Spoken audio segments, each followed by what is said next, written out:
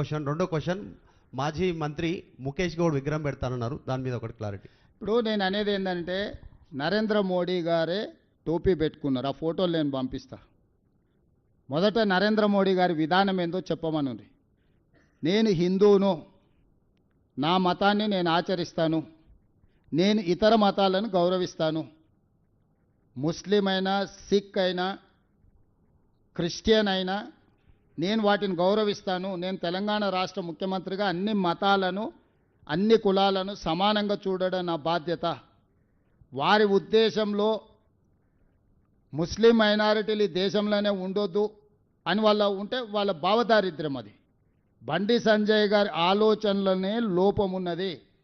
వాళ్ళ భారతీయ జనతా పార్టీ నాయకులు ఎంతమంది టోపీలు పెట్టుకున్నారో నేను అన్ని బండి సంజయ్ గారికి పంపిస్తా.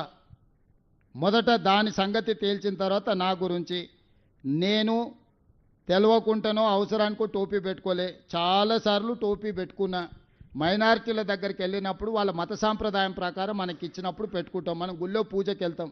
నేను మన శంకర మఠానికి వెళ్ళినా, అక్కడ సాంప్రదాయం ఏంది, నువ్వు పైన ఏం వేసుకోకూడదు, లుంగి కట్టుకోవాలి అన్నారు. మొత్తం షర్టు అన్నీ తీసేసి లుంగి కట్టుకొని ఆ సాంప్రదాయాన్ని గౌరవించిన.